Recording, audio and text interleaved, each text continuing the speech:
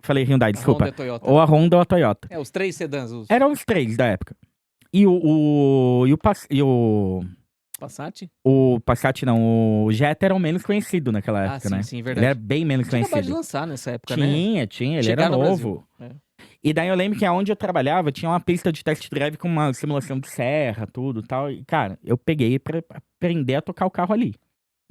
E daí sempre que o cara vinha, eu falava pra ele, eu falei, cara, você gosta de dirigir? Tipo, você tem tesão em dirigir? Pô, tenho. Pegar uma estrada. Isso vai mudar pra você? Vai. Falei, então tá bom, então vem cá. Aí quando o cara falava, não, pô, eu gosto do carro mais tecnológico, anda maciota. Então eu falava, cara, compra o Civic ou Corolla. Aí vai, Eu falei, vai não no é. Toyota que é mais macio Eu ainda. falei, não é pra você o carro. É. Eu falo, é um carro que, tipo, vai gastar mais, seguro vai ser mais alto, vai ser mais difícil de você vender. Eu nunca menti, cara. Isso pra mim sempre foi. Tanto que eu sempre ganhei muita indicação de cliente por isso. Que era jogo aberto. Eu realmente falava pro cara, vai lá, compra o Civic ou o Corolla. Não faz sentido você ver o Jetta. Agora, quando o cara falava, não, eu gosto de dirigir e tal, eu falava, então, amigão, vem cá. Levava o cara pra pista, eu dava uma volta Você levava eles na pista? Levava. Levava o cara na pista, dava uma volta com ele. Rau, secando arroz. E ele tinha, esse Jetta, ele tinha um controle de tração que os de hoje não tem. E que, cara, eu pegava, tipo, curva de serra assim, eu dava uma puxada nele, o carro dava uma... Ele não rabiava, ele não fazia nada, ele cantava pneu por causa do controle de tração. Mas assim, o carro muito estável. Ele distribuía Não, era, cara, esse sistema que eles tinham hoje, eu sei que continua na Audi, nas mais tops, mas no Jetta não existe mais. Nossa. Eu não vou lembrar agora o código de qual que é. Mas, e tinha nele. E os caras ficavam de cara. Eu terminava, falava, pô, faz sua volta aí. O cara dirigia, ele falava, cara, realmente, não dá. Aí eu vendia o Jetta. Não tinha eu, porque era a mesma faixa de preço. Só que na hora que o cara dirigia, ele falava, cara, é outro carro. Pô, é outro carro. Então, enfim, fui parar em carro, né? Mas assim, trabalhei. Eu gosto muito disso aí também, é gostoso. Trabalhei, eu gosto também. Pô, eu gosto demais. Não gosto de gastar com carro, mas eu gosto de carro. E daí, enfim, trabalhei com carro esse tempo, depois... Daí um cliente meu na época acabou me contratando pra vender equipamento pneumático. Fui vender... completamente diferente. Nada a ver. E dele, porque eu vendi o carro pra ele, né? Falou, pô, eu precisava de uns vendedores que nem você, porque vendedor dele era tudo engenheiro. Que ele falou, você não me enganou, mas você sabe, você entendeu qual que era a minha necessidade, onde que me pegava. Ele falou, queria uns caras mais vendedor assim. Eu falei, me contrata então. Eu falei, cara, é equipamento pneumático, minha empresa. Eu falei, você me dá um mês? Eu aprendo a vender isso aí. Eu tava louco pra parar de trabalhar de fim de semana, não aguentava mais, né? Entendi. Aí... Pra quê? Pra jogar? Também, pra ter vida, namorava, pô. Funcionário era pesado na época. Puxado. E daí, ele falou, você tá falando sério? Eu falei, tô. Eu falei, me dá um mês, eu aprendo isso aí em um mês. Falou, vamos fazer o seguinte? Ó, esse salário, quanto que é mais ou menos o volume de venda? Tá lá. Falei, me dá esse salário, me dá essa comissão. Falei, você me garante 2 meses? Falou, garanto. E o cara meio assim, desacreditado.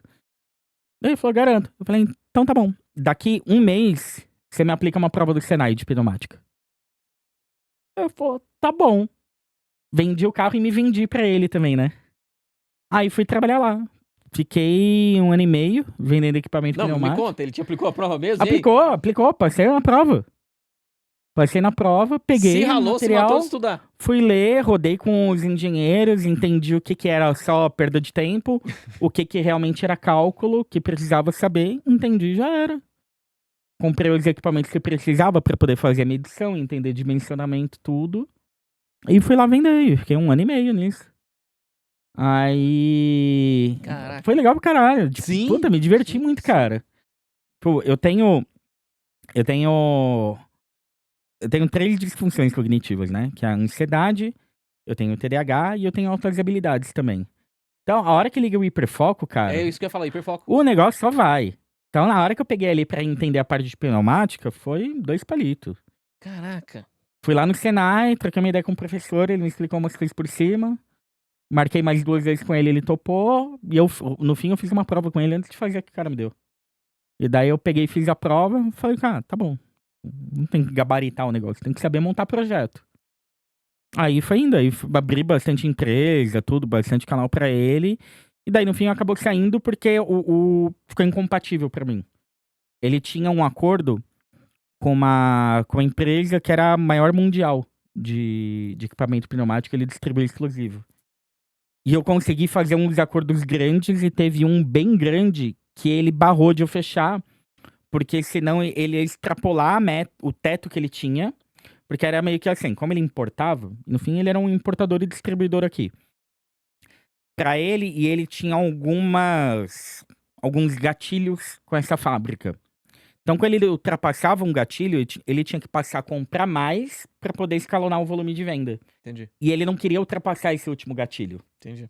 Porque ele ia ter que ampliar muito a empresa, tudo. Ia Cara, mudar até a tributação da empresa, mudar tudo. exato. E daí ele não queria ter esse trampo. Ele falou, cara, pra mim não faz sentido. E daí ele derrubou um negócio meu por causa disso. E daí eu falei, puta, cara, eu não quero, não curto trabalhar com um teto. Eu gosto de poder fazer tudo que dá pra fazer. Sim. E daí foi quando eu resolvi sair. Daí, cara, depois de lá, acho que de lá eu fui trabalhar já com peixe urbano. Aí entrei no. Cara, Isso foi 2011. aí do peixe. Isso é bom de dar, tem nem eu lembro desses anos direito. Todo mundo fala isso aí.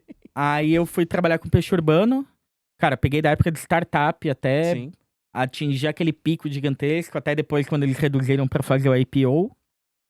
Aí do peixe urbano em diante eu continuei com e-commerce. Fui da primeira equipe de e-commerce da P&G, Que fui gerente nacional de e-commerce também da Fondos, é uma fase de viagem, sabe?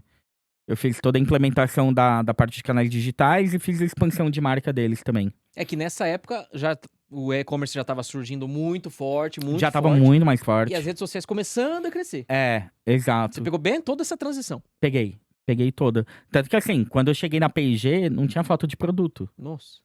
Porque assim, eles vendiam o quê? Era shampoo, cara. Era Pantene, Pampers, Oral-B, Gillette. Então o que eles tinham de falta era foto pra catálogo. Uhum. Era catálogo de distribuidor e de grande varejista, né? Então não tinha foto. Ah, eu preciso de 4 fotos do produto. Não tem. Não existia. Então a gente foi pegar essas barreiras, né? E daí de como montar página, como que a gente ia apoiar parceiro, tudo. E também trabalhando em cima do brand da marca pra se expor online, né? É, total. Então assim, pô, Netfarma hoje, que é uma marca gigantesca, eu conheci ela pequenininha, na Rocket, que eu comentei, que era aqui do lado, inclusive. Ela era, cara, uma startup pequenininha dentro da Rocket. Olha só. Na época eu vendi o maior volume da Rocket, foi comigo, que eles compraram, foi um pedido de 6 milhões de reais. Nossa senhora. Cara, de shampoo e pasta de dente, é coisa, É viu? dinheiro, hein? Nossa, é muito, muito volume. É coisa. Então assim, puta, foi legal. A P&G é uma puta escola. Cara, uma baita escola. Você entender dinâmica de mercado pesado de uma empresa desse porte, é uma puta escola. E daí, depois que eu saí da P&G, fui pra FON. Na verdade, fui trabalhar em mercado brinquedeiro. Aí, acho que foi onde minha chave começou a virar pra games, porque eu curti de trabalhar com o lúdico. De, tipo, porque daí você deixa de vender só o produto e, cara, você tá vendendo um negócio que a criança quer, sabe?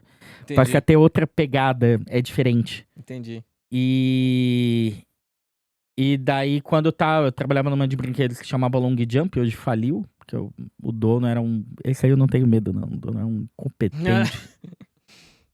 Fechou a empresa sem pagar ninguém, então isso aí eu posso Oh, falar meu mal. Deus. Tem tanta história assim por aí. É, não pagou costureira, não pagou ninguém. Nossa. Meu processo tá lá até hoje. E é um cara cheio de laranja, enfim. Cara, Confusão. E daí o cara que era diretor na época, ele, enfim, era um cara que era diretor, gerente da P&G e foi pra lá como diretor, ele me puxou pra lá. Falou, porra, não quer vir comigo? Que bom. Daí eu topei, fui, saí da P&G pra ir pra lá. E de lá, você vê, às vezes gente escrota te abre a oportunidade por ela ser escrota, né? Que é por causa do jeito babaca do cara. Que assim, cara que dá calote em, cara, Não, isso aí não tem nem o que falar. de executivo a faxineira, que é tipo uma coisa executivo que ainda beleza, não é é feio ninguém receber. Mas assim, pô, a faxineira de lá, que é tipo, se ela não ganha, não tem dinheiro na mesa pra família comer, eu acho muito pior. Sim. Muito, sei lá, pra mim é muito mais abominável do que qualquer outro. E ele era desses, entendeu? Trazava faxineira, trazava costureira, trazava a galera que era, meu, porra, a pessoa ganhava 2 salários mínimos, 1 salário mínimo. É uma pessoa que depende, tipo, ela viver depende desse dinheiro, né? Sim. E. E daí esse cara, ele era um puto escroto. E daí o dono da FON, eu conheci ele um dia numa feira de brinquedos, o Sidney. Pessoa incrível, inclusive. E daí ele foi lá e, cara, recebi ele, tava apresentando, mostrando as coisas, tudo. E daí depois que eu falei de tudo, ele falou, ah, não, eu sou dono da FON, tudo. Então eu falei, puta, que legal. Não sabia nem que era brasileira a FON na época. Porque tem um brand tão bem feito em torno que eu achava que era uma marca Parece que é gringa. tudo gringo, né? É. E o sinônimo de qualidade, eles se posicionarem como uma marca mais premium, tudo. Você acaba achando que não é brasileiro, né? É preconceito besta nosso. E daí eu falei, pô, formalidade. Eu falei, é o dono, deixa eu apresentar pro dono, né? Aí fui lá apresentar pro babaca. Aí, falei, ó, fulano, esse aqui é o Cid, dono da FON e tal. Pá. Ele olhou. Você deu sorte que eu não fui pro teu mercado, hein? Meu Deus, olha o tipo do comentário. É. Eu olhei e, tipo, e o Cid também ficou meio assim. E ele é um cara, tipo, cara. Ele é de boa. Nossa, ele é muito tranquilo. Ele adora astrologia. Tipo, ele é um cara muito zen, sabe? Na paz. Aí eu tinha ele, eu falei, Cid, desculpa, esse cara é um escroto. Eu falei, eu tô saindo, eu tô vendo de sair daqui até por isso, porque não dá. Eu falei, trabalhar com gente assim simplesmente não dá pra mim. Daí ele falou, vem trabalhar comigo então. Aí ele mandou essa na tora. Eu vou. Eu falei, eu vou. Dele, não, vamos marcar um almoço e tal. Ele falou, você me apresentou tudo tão bem, dá pra ver que você tem paixão pelo negócio. Que... Ele falou, o que me chamou a atenção é que você me demonstrou paixão pela empresa, mesmo não gostando do dono da empresa. Eu falei, cara, é quem me paga. Eu falei, meu dinheiro vem daqui. Eu só consigo estar no lugar se eu demonstrar valor por onde eu tô. Daí, pô, fui almoçar com ele e acabei indo trabalhar na FON. Que massa. E daí eu fui assumir essa parte, eles estavam muito começando ainda o e-commerce da FON, então eu fui tocar essa parte de profissionalizar. E eles também, na época, só vendiam para as lojas próprias deles. Então, não tinha, ou franqueado, né? E daí eu fui expandir canal de como colocar a FON em outras frentes, então passei a trabalhar o meio de B2B da FON.